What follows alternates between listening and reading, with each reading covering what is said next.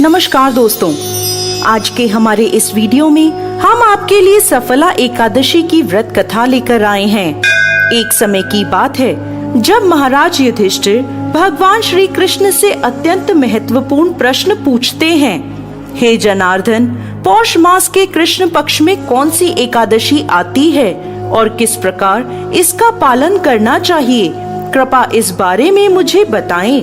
युधिष्ठिर महाराज की बात सुनकर भगवान केशव बोले, हे धर्मराज, पौष मास के कृष्ण पक्ष में आने वाली एकादशी का नाम सफला एकादशी है। इस एकादशी के दिन भक्तों को भगवान नारायण के विग्रह की पूजा अर्चना करनी चाहिए। मैं आपको सफला एकादशी की पौराणिक कथा सुनाता हूँ, ध्यान पूर्वक सुनिए। एक समय चंपावती नाम की एक सुंदर नगरी थी, जहाँ माहेश्मत नाम के एक अत्यंत पराक्रमी और धर्मनिष्ठ राजा राज्य करते थे। उनके 4 पुत्र थे। राजा का सबसे ज्येष्ठ पुत्र लुम्पक सदैव पाप कर्मों में लिप्त रहता था। स्त्री दुराचार, जुआ खेलना, ब्राह्मण और शास्त्रों का अपमान करना, वैष्णवों की निंदा करना उसके लिए सामान्य कार्य थे। उनके इन पाप कर्मों का असर राज्य पर पड़ने लगा। एक दिन राजा माहिष्मत ने उसे अपने राज्य से निष्कासित कर दिया। लुम्पक राज्य के बाहर के एक जंगल में रहने लगा, लेकिन अभी भी उसकी पापमय प्रवृत्ति में कोई कमी नहीं आई। वो दिन में जंगल के प्राणियों का शिकार करता और उनके मांस का भक्षण करता था, और रात्रि के समय नगर में जाकर लूटपाट करता था। अनेक बार लोगों ने उसे चोरी और लूटपाट करते पकड़ा भी था, लेकिन लुम्पक के पाप कर्मों का अंत नहीं हुआ। वो जंगल में एक अति प्राचीन विशाल भगवान श्री हरि के प्रिय पीपल के पेड़ के नीचे रहता था। इस प्रकार काफी समय बीत गया। आखिरकार उसके जीवन के परिवर्तन का समय आ ही गया। एक दिन संयोगवश पौष मास की ठंड के कारण वो सारी रात सो नहीं पाया। शीत लहरों से बचने के लिए उसके पास पर्याप्त वस्त्र नहीं थे। पौष कृष्ण पक्ष की दशमी के दिन वो सारी रात जागता रहा। ठंड की वजह से उसका शरीर शिथिल हो गया और वह मूर्छित हो गया। अगले दिन एकादशी के मध्याह्न के सूर्य की गर्मी पाकर उसकी मूर्छा दूर हुई। गिरता पड़ता वो भोजन की तलाश में निकला।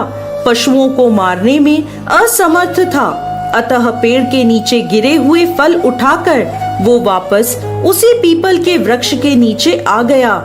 उस समय तक सूर्यास्त हो चुका था। इस असहाय स्थिति में अपने पूर्व जन्म के कर्मों के कारण उसने भगवान नारायण को याद किया और कहने लगा, हे प्रभु, मेरी क्या स्थिति हो गई है। अब यह फल आप ही को अर्पण हैं। इन फलों से आप ही तृप्त हो जाइए। उस रात्रि भी ठंड के कारण वो सारी रात जागता रहा और भगवान का स्मरण करता रहा। इस प्रकार अनजाने में उसका एकादशी के व्रत का पालन हो गया। अनजाने में की गई इस तपस्या से भगवान प्रसन्न हो गए। अगले दिन सूर्योदय होते ही एक सफेद तेजस्वी घोड़ा लुम्पक के पास आकर खड़ा हो गया। उसी क्षण एक आकाशवाणी हुई, हे वत्स, ये घोड़ा तुम्हारे लिए आया है।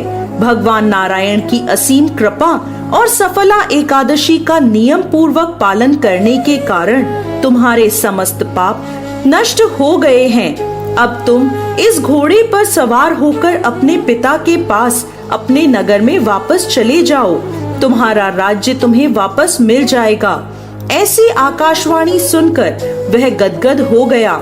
सफला एकादशी से अर्जित पुण्य फल के कारण उसका शरीर पुनः कांतिमान हो गया।